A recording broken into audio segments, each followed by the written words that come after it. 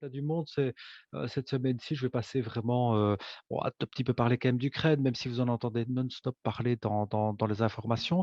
Mais toujours, j'essaie quand même d'aller vous trouver des informations qui, de manière transversale ou qui ne sont pas trop dans les news et qui vous permettent peut-être d'avoir une vision stratégique un peu différente du monde à l'heure actuelle. Donc tout d'abord l'Ukraine, je reviens juste sur un point parce qu'on n'arrête pas de voir déjà le président Zelensky un peu partout, que ce soit du festival de Cannes à d'autres endroits ou d'autres, on l'a vu à Davos d'ailleurs hier, si ma mémoire est bonne. Petite douche froide en fait pour les autorités ukrainiennes qui espèrent depuis très longtemps de pouvoir rentrer au sein de l'Union européenne. Je parle ici de l'entité politique. Coup de froid de la part des Hollandais, mais surtout du président français, qui ont quand même fait comprendre qu'il faudra 10, 15, si pas 20 ans pour que l'Ukraine puisse rentrer en tant que membre à part entière de l'Union européenne. Donc, je crois qu'ils ont quand même essayé de remettre un peu les choses au point avec Kiev pour faire comprendre que ce ne sera pas aussi simple. Ce n'est pas parce qu'il y a une guerre qu'on fait rentrer aussi facilement certains pays au sein de l'Union politique européenne. Donc ça, déjà, c'est un point qui me semblait assez important à préciser parce que ben, ce n'est pas assez, l'information n'est pas assez donnée aux téléspectateurs, aux spectateurs d'information jusqu'ici. Alors, au niveau énergétique, en Europe, et ça peut toucher aussi la Suisse, elle essaye d'aller, l'Union européenne, en tant qu'entité politique, essaye de diversifier ses apports énergétiques pour éviter d'être totalement dépendante au gaz et au pétrole russe. Je vous en ai parlé il y a quelques semaines. Ici, c'est vraiment un sevrage. C'est un sevrage de la part des Européens qui n'est pas aussi simple que ça, parce que la volonté des Européens et des autorités européennes, c'est de diminuer de 2 tiers leur dépendance au gaz et au pétrole russe d'ici à la fin de l'année. Ce qui me semble quand même assez ambitieux et on se rend souvent compte que des ambitions politiques ne sont pas toujours atteinte. La volonté est de passer par du gaz liquéfié, dont les 2 plus gros producteurs sur la planète à l'heure actuelle sont le Qatar et les États-Unis. De ce côté-là, ça veut dire qu'il va falloir devenir beaucoup plus gentil avec les Américains et les Qataris pour les Européens. Donc ça, politiquement, ça peut aussi avoir, pour des questions internationales ou des négociations, ça peut avoir aussi un impact. Il faut quand même réfléchir. Il faudrait voir aussi la Suisse dans sa dépendance. Je vous en avais parlé, je crois, la première semaine où on avait fait cette conférence. La Suisse, ce n'est pas le gaz, c'est le pétrole russe, où elle a une grande dépendance dans son activité. Et là aussi, il faudrait voir dans son mix énergétique d'ici à la fin de l'année, parce que la fin de l'année, c'est l'hiver quand même, la fin de l'année 2022, voir comment est-ce qu'elle elle va réagir d'ici là. Des petites questions aussi du cyberespace au niveau des cyberattaques. Ça me semble fondamental que je vous en parle. Il y a une accélération de la cybercriminalité ces dernières semaines avec la situation internationale qui devient de plus en plus instable. Il y a eu une cyberattaque de grande envergure au Groenland. Ça ne s'invente pas qui a bloqué quasiment toutes les institutions hospitalières et le ministère de la Santé, ce qui a rendu vraiment la situation sur place au Groenland très difficile même si c'est une île pas très peuplée, ça donne un exemple de ce qui pourrait arriver dans d'autres nations. Donc le caractère assez critique et le Far West qui a lieu entre Ukraine et Russie à l'heure actuelle fait que beaucoup de cybercriminels et de groupes dans le cyberespace, de groupes criminels dans le cyberespace, pardon, sont en train d'attaquer des institutions. On l'a vu notamment en Italie depuis une semaine et demie, des sites institutionnels, le ministère de la Défense, le ministère de l'Intérieur ont été attaqués, ce qui fait quand même que ces ministères-là recèlent quand même des informations extrêmement stratégiques pour les autorités italiennes, numéro de passeport et autres points qui me semblent fondamentaux. Donc ce sont des informations à prendre en considération. La donne est en train de changer. Ça a été, on l'a vu en Suisse, ça a été des autorités publiques comme des communes, des municipalités qui ont été attaquées. Maintenant, ce sont des hôpitaux. Ensuite, ce seront des ministères. Il faut pouvoir préparer les institutions, qu'elles soient petites ou grandes, au type d'attaque. Dans un cadre d'attaque de grande envergure, la communication de crise qui va avec, et je me rends compte de plus en plus, moi travaillant avec des autorités publiques, que la communication de crise n'est pas nécessairement des meilleures. Une petite phrase sur le Covid, je sais que ça fera plaisir à la présidente. La Corée du Nord, notre pauvre Corée du Nord qui, seul pays au monde avec l'Érythrée, ne voulait pas, n'a pas accepté, pardon, des vaccins en provenance, que ce soit des pays occidentaux ou même la Chine et la Russie.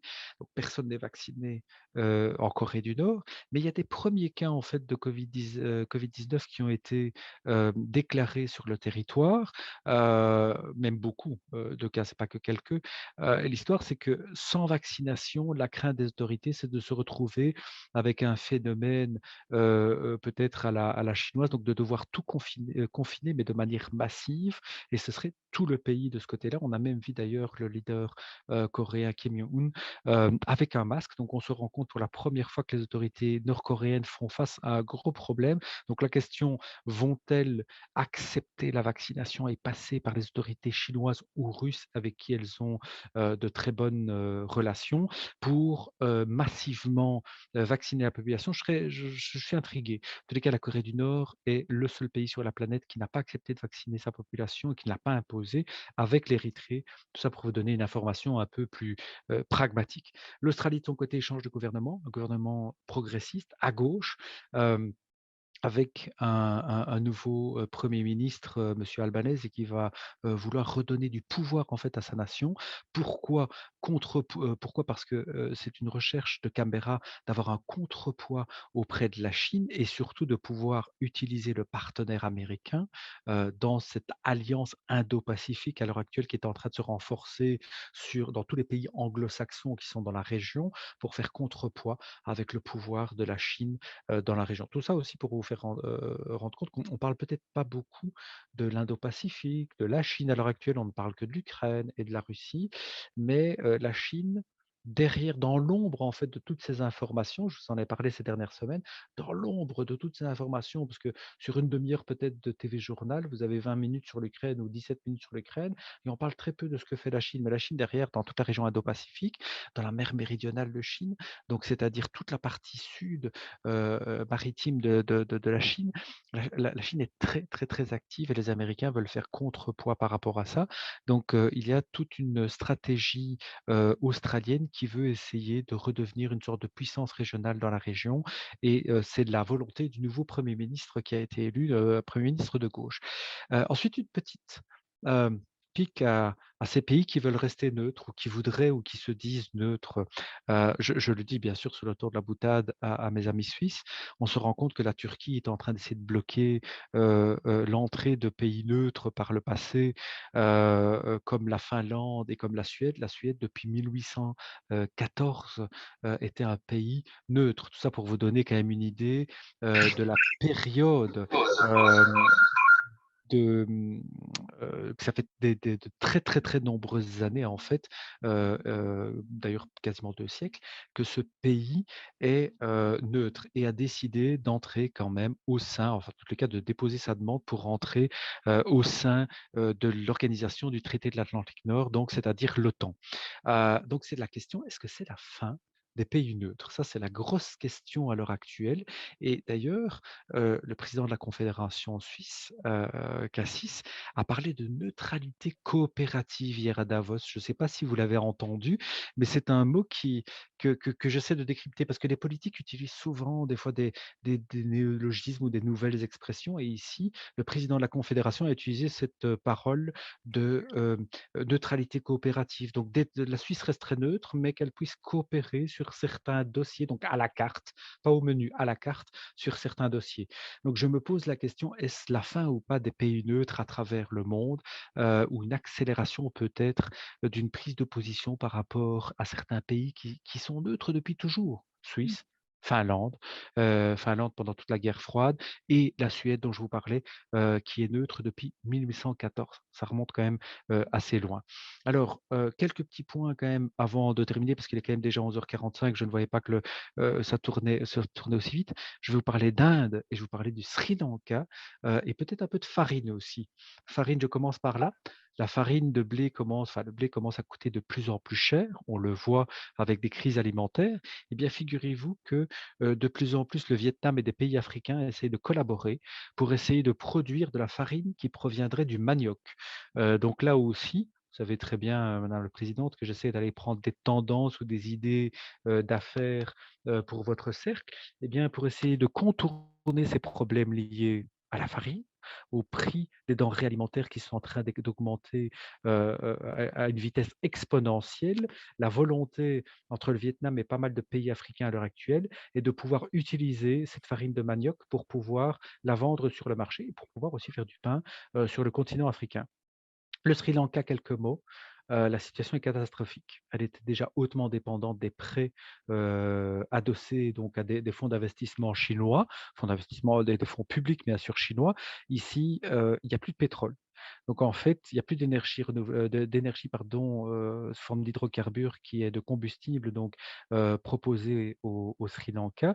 Il y a 2 tankers pleins de pétrole qui sont en face des côtes du Sri Lanka, mais comme ils ne sont pas payés, ils ne vont pas jusqu'au au port à l'heure actuelle et donc le Sri Lanka se trouve avec des pannes massives d'électricité, des prix de denrées alimentaires qui ont augmenté vu la situation actuelle, mais surtout, il y a de moins en moins de denrées alimentaires disponibles. Ce qui fait que ce pays qui était déjà hautement endetté envers la Chine l'est encore plus, mais en défaut de paiement. D'ailleurs, il y a une dette à l'heure actuelle de 8 milliards de dollars qui devrait être remboursée prochainement. Les autorités du Sri Lanka ne sont pas en capacité de pouvoir le rembourser. Donc là, à l'heure actuelle, il y a une paupérisation totale de l'île. Les causes sont assez simples. La crise actuelle, mais surtout le Covid a complètement tué le tourisme qui est la première rentrée financière pour l'île depuis de très nombreuses années. Donc on voit comment, en très peu de temps, quelques mois ou 2 ans maximum, un État qui était déjà en situation de difficulté peut se retrouver failli. Et l'histoire, et on l'a vu avec certains pays africains, c'est qu'un pays en défaut de paiement et un pays en faillite, donc vraiment la faillite comme une entreprise privée, est la porte ouverte à ce moment-là vers d'autres situations qui permettent à des groupes terroristes, de pouvoir, rentrer sur le territoire, mais surtout de pouvoir s'activer sur le territoire et que ce soit une base arrière peut-être pour s'activer dans la région. Donc là aussi, il faut penser à maintenant ce qui se passe au Sri Lanka, mais qui pourrait avoir un impact dans 6 mois ou dans 1 an pour des questions purement terroristes ou de déstabilisation. Dernier petit point avec l'Inde, je voulais quand même vous en parler, c'est quand même le président, c'est quand même le premier ministre pardon, indien qui a été le premier chef d'État. En politique, on dit souvent de regarder quand il y a un nouveau président élu, en France notamment, Biden aux États-Unis, et de voir quel a été le premier dirigeant à rencontrer. Eh bien, le premier dirigeant rencontré par Emmanuel Macron, président nouvellement élu en France, ça a été le Premier ministre indien. Pourquoi? Eh bien, c'est la force en fait du nucléaire et des armes. Le plus grand acheteur d'armes français est en fait l'Inde est le plus grand demandeur à l'heure actuelle de d'installation de nucléaire civil, donc vraiment de production nucléaire civile, ça reste quand même l'Inde qui a énormément besoin du marché, français et des entreprises françaises. Voilà, j'ai essayé de faire un tour qui me semble, voilà, 11h49 même c'est j'ai outrepassé mon temps, je m'en arrête là et là je suis vraiment pour vous pour répondre à toutes vos questions. Merci beaucoup, Roberto. Pendant que nos invités affinent leurs questions, un mot quand même sur cette variole du singe dont on parle déjà de tests et de vaccins, en tout cas en Suisse. Moi, j'ai aucune envie d'être alarmiste, ce n'est vraiment pas mon style.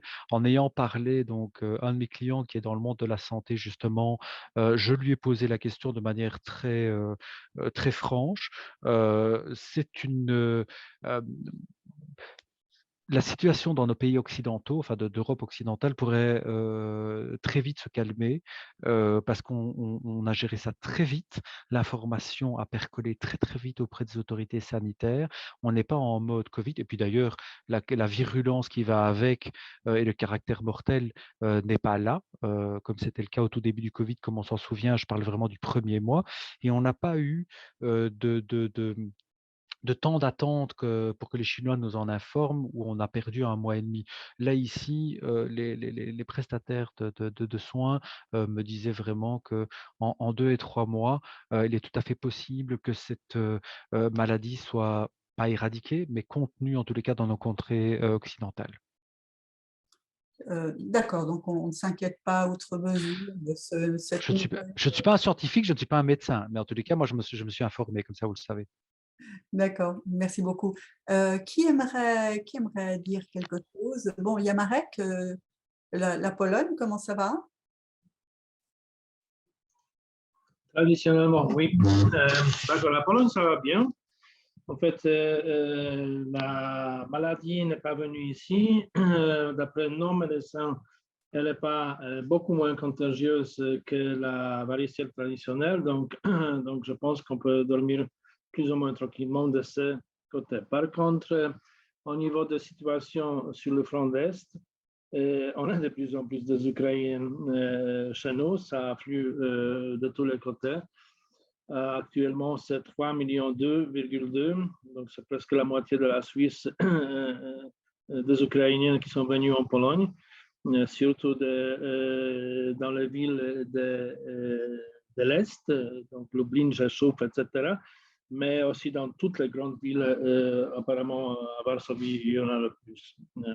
Donc, ils sont partout dans le transport public, ils commencent à s'intégrer, ils vont à l'école, les gamins passent les examens maintenant parce que c'est la période du bac. Donc, de plus en plus de désintégration. Bien que la plupart d'entre eux, ils parlent de retour en Ukraine dès que possible, ils en parlent déjà maintenant que la situation est pour ainsi dire stable. Donc il pourrait, quelques-uns, ils pourraient déjà rentrer surtout dans la région de Lvov, la Ukraine occidentale. Nous, au sein des associations des hôteliers polonaises, on a négocié avec JP Morgan. On a reçu l'aide de 3 millions de dollars pour le moment, ce qui n'est pas peu pour cette grande institution financière, pour aider à reloquer, à intégrer, à trouver des boulots, du travail pour nos amis ukrainiens. Donc, c'est ce qui se passe actuellement en bref sur notre front Est. Petite Marek, petite précision, si vous le permettez, parce qu'on parle justement à l'instant de, je viens d'entendre donc les chiffres qui sont quand même énormes au niveau des migrants ukrainiens qui arrivent sur le territoire polonais. Il y a une question de sécurité qui est en train d'être soulevée ces jours-ci, c'est qu'on ne parle pas que pas mal de Russes demandent l'asile dans certains pays, dont notamment la Grande-Bretagne. Eh bien, ça pose des questions stratégiques. Certains services de renseignement s'en préoccupent parce qu'ils se demandent si tout ce qui touche à l'intelligence économique et l'espionnage, donc fait par certains Russes, pourrait passer par ces personnes qui demandent l'asile politique parce qu'ils quittent leur pays et comment dire, les espions qui pourraient passer sous la forme de, pas de clandestins, mais en tous les cas d'immigrés ou d'immigrés politiques, sous couvert d'un visa d'immigration politique. Donc là aussi, il y a une question qui risque de ressortir avec ces personnes, ces Russes qui demandent justement le visa pour pouvoir rentrer sur le territoire européen. Peut-être en Suisse, il y en aura, mais en tous les cas, il y a eu beaucoup de demandes vers la Belgique et vers la Grande-Bretagne. Comme ça, vous êtes au courant et ce qui a soulevé les antennes des radars des services de renseignement locaux. Beaucoup, pardon Roberto, c'est combien? Non, non, c'est quelques centaines, hein. On n'est pas en millions ici. Je parle de quelques C'est ce que je centaines. voulais dire, que certainement, ce n'est pas des millions, je ne peux pas exclure ça, bien sûr, je ne suis pas au courant, je ne connais pas de chiffres, ça se voit pas, ce n'est pas visible, mais on ne peut pas exclure, il y a des gens, certainement, les langues sont assez similaires, donc c'est assez facile d'apprendre l'ukrainien pour des Russes, et puis même les Ukrainiens de l'Est, il n'y a pas tous les Ukrainiens qui sont il y a certains entre eux qui sont pro-russes. Donc, il ne faut pas oublier ça, que toute l'Ukraine Est était très pro-russe. Ouais. Donc, je pense que c'est possible, c'est un scénario possible, mais en Pologne, nous, en Pologne, on est très contre-russe depuis pratiquement toujours. Donc, je pense qu'ils ont peu de chances de vouloir s'installer ici. Ils ont peu d'intérêt. Ils n'ont pas d'intérêt. Donc, peut-être plus justement dans le pays occidental qu'en Pologne. Juste encore pour rester chez toi, Marek, parce que tu es évidemment très proche de tout ce qui se passe là-bas. Il y a des nouvelles qui circulent sur un potentiel, comment je dirais, mainmise de la Pologne sur l'Ukraine en ce moment, avec des choses que vous pourriez maintenant, en tant que Polonais, faire en Ukraine, notamment politique? Est-ce que c'est à l'ordre du jour? Dans quel sens? Parce que je n'ai pas tout à fait compris la question. Des décisions que les Polonais pourraient prendre sur l'Ukraine. Ça ne te dit rien? Non, je pense qu'on est réaliste. On ne va pas reprendre Lvov, bien que c'est une ville polonaise par excellence, mais aussi bien les Allemands ils pourraient revenir à Breslau, par exemple, Wrocław. Donc, non, on vit dans une réalité politique d'après la Deuxième Guerre mondiale et puis on ne peut rien changer.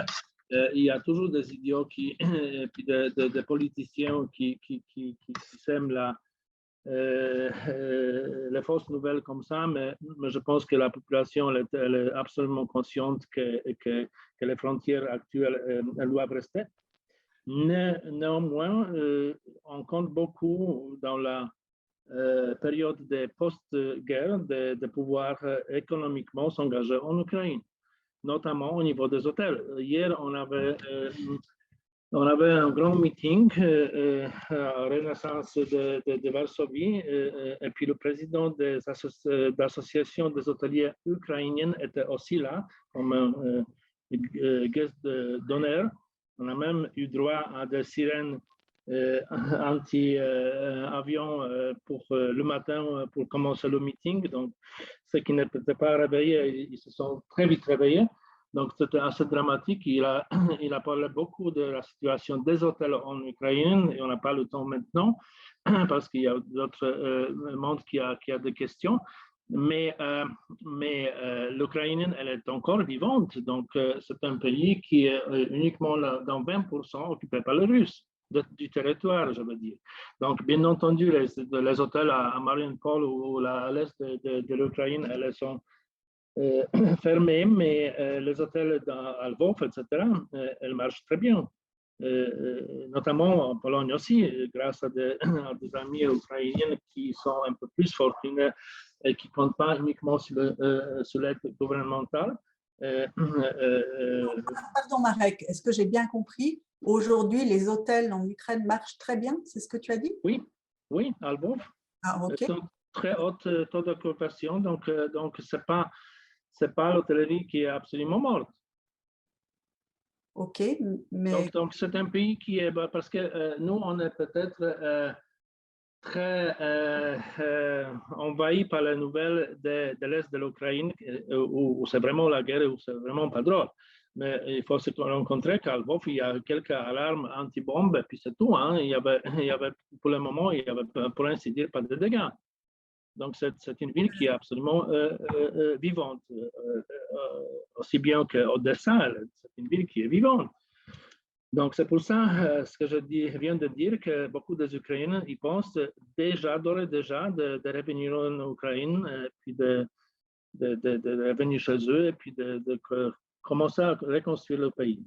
Ce qui se passait ce matin, hier à Davos, c'est pas drôle, non, c'est peut-être pas... je comprends qu'il faut essayer de retrouver la paix et puis de commencer à négocier, mais peut-être avec les Russes, c'est pas possible d'arriver à quelque chose en négociant. C'est uniquement par la force qu'on peut faire quelque chose. C'est mon opinion. Merci beaucoup, Marek. Est-ce que quelqu'un d'autre aimerait prendre la parole? Frédéric, au niveau sanitaire, toi, tu es assez au courant de un petit peu ce qui se passe partout. Est-ce que tu aimerais porter ta pierre à l'édifice?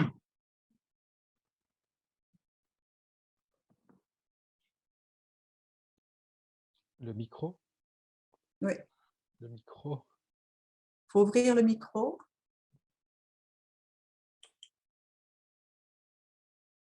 Voilà. Voilà, je crois que c'est bon. Bon, moi, c'est toujours un peu délicat de savoir ce que je peux dire, de ce que je ne peux pas dire. Après, Ça reste entre nous, ne te fais pas de soucis. Oui, oui, oui. Euh, voilà, ouais. Je pense qu'effectivement, il y a maintenant une campagne, enfin, il y a l'OFSP qui est en train de se positionner pour essayer d'avoir un vaccin qui pourrait atténuer, on va dire atténuer parce qu'il n'y a pas de vaccin contre ceci. Ceux qui sont déjà protégés initialement, on parle de ceux qui ont plus de 50 ans, ça devrait aller, mais c'est pour le reste. Donc, à mon avis, ça serait intéressant de voir la suite au mois de septembre. Tu parles Covid, là. Non, non, pas seulement. Le moment où ils ont trouvé un vaccin pour atténuer cette, entre guillemets, variole du singe, quelles sont les personnes qui vont être considérées éligibles pour cette vaccination. Donc, c'est les personnes en dessous de 50 ans. Et de voir si la 4e ou la 5e dose s'invite aussi pour le Covid. Ça serait intéressant alors qu'on est dans une situation qui est, à mon sens, complètement endémique pour cette pandémie. Et puis, on a les données qui commencent maintenant à être consolidées.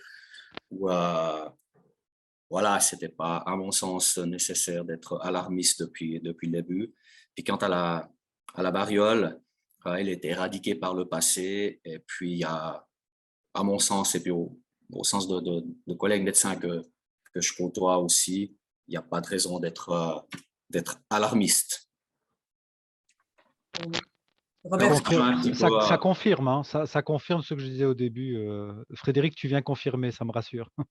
Oui, alors je pense qu'il faut essayer un peu comme avec la pandémie, il faut essayer de revenir dans l'histoire de l'épidémiologie, dans l'histoire des vaccins, et puis l'histoire, eh bien, elle parle quand même. Et on voit que depuis le début, les données, maintenant, elles commencent à sortir. On a une meilleure explicabilité des données maintenant qu'il y a 6 mois, 1 année, 2 ans. Et puis ce que moi, je prédisais de manière officieuse, parce que je ne pouvais pas trop en parler, se confirme. Donc, moi, je pense que ce n'est pas nécessaire d'être alarmiste sur cette parole. Je crois qu'il y a d'ailleurs, elle a été confondue dernièrement. Il y a 1 ou 2 cas où ils l'ont confondue avec, sauf faire la coqueluche. Voilà, donc on voit que c'est pas. Voilà, mais je pense que c'est pas nécessaire d'être alarmiste comme le font. Voilà, il y a certains médias que j'ai encore vu ce matin. On a échangé d'ailleurs avec Enza qui reprennent du service. Et je pense que ça va faire plus de dégâts. Ça a déjà fait, la pandémie a déjà fait beaucoup de dégâts qui sortent maintenant au niveau psychiatrique. Je pense que les médias risquent de faire de nouveau des dégâts où les gens vont de nouveau avoir certaines craintes, certaines peurs, surtout si au mois de septembre, on revient avec une vaccination du Covid. Mais pour la variole, les informations que je peux donner ou que j'ai, c'est qu'il n'y a pas de raison pour l'instant d'être alarmiste, et puis ça va s'atténuer. Merci Frédéric.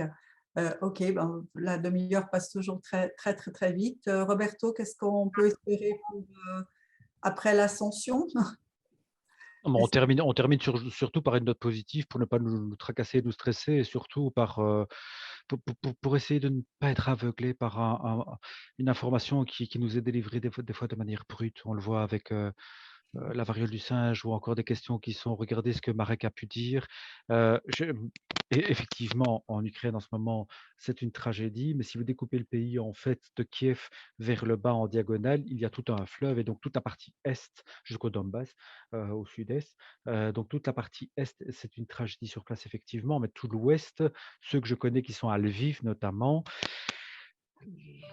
la vie continue, la vie continue. Je sais que la phrase est un peu dure pour ceux qui perdent des proches et autres, mais il y a quand même certaines notions qui sont un peu plus, enfin certaines informations qui sont un peu plus positives, et des fois il faut arriver à avoir cette capacité de faire le tri dans cette information brute qu'on reçoit, et c'est ce que j'essaie d'ailleurs de faire à chaque fois durant cette demi-heure, de vous donner une information un peu, pas décalée, mais tourner, si vous voulez, le cube en 3 dimensions dans un autre angle, pour vous donner l'information sous un autre angle qui permet de regarder différemment les choses. Peut-être encore un mot sur l'économie. Si aujourd'hui il nous faut investir, Ouf. voilà. Surtout pas en actifs, virtuels, crypto-monnaies qui ont souffert, ces derniers temps pour une question purement extrêmement simple. Vous avez vu le prix de ces monnaies virtuelles, heu, qui ont dégringolé, certaines qui ont perdu 60 sur une seule journée. Question extrêmement simple, les taux d'intérêt sont en train de remonter avec les banques centrales, donc les bons d'État et investissements étatiques deviennent extrêmement intéressants pour les investisseurs et surtout la crise fait que la confiance n'est plus là et donc les investissements plus risqués sont de moins en moins «sexy» entre guillemets. Donc, je crois que les investisseurs vont se retirer, surtout institutionnels et qui ont beaucoup d'argent, vont se retirer de tout ce qui est, risqué à l'heure actuelle. Je pense surtout que, l'ère de l'argent facile, donc avec un taux qui est à 0 ou 0,5 est terminée. On le voit notamment avec la Banque centrale européenne. Christine Lagarde, sa présidente, a annoncé qu'elle fera 2 sauts en fait de taux d'intérêt, de croissance bien sûr, mais certains au sein même du comité directeur de la Banque centrale s'énervent un peu face à cette position parce qu'ils veulent que ça aille même encore plus vite. Donc on sent quand même bien qu'on est dans une approche pour essayer de limiter l'inflation, bien sûr. D'accord. Tu penses que la monnaie virtuelle, ça serait déjà un petit peu déjà sur la fin ou bien c'est Pas du tout, pas du tout. Simplement qu'elle est en train de révéler son vrai visage d'actifs hautement spéculatifs et qui ne donnent aucune assurance. Il y en a qui sont devenus millionnaires, multimillionnaires grâce à ça. Heu, Dans une autre période. Mais là, à l'heure actuelle, plus personne enfin, en tous les cas, dans les gros investisseurs, la période du risque, vu que l'argent était facile avec un taux d'intérêt extrêmement bas, beaucoup sont en train de se retirer. Donc la volatilité était vraiment au rendez-vous et la plupart, en tous les cas, même ceux qui étaient adossés au dollar, donc avec un dollar fort à l'heure actuelle, on le voit dans le change avec l'euro, elles devaient rester stables, elles ne sont pas restées stables, elles ont quand même plongé. Donc là aussi, il y a de quoi se poser des questions. En tout cas, merci beaucoup. Alors, on se voit en vrai pour celles et ceux qui sont à l'Assemblée Voilà, nationale lundi prochain, après un bon long week-end.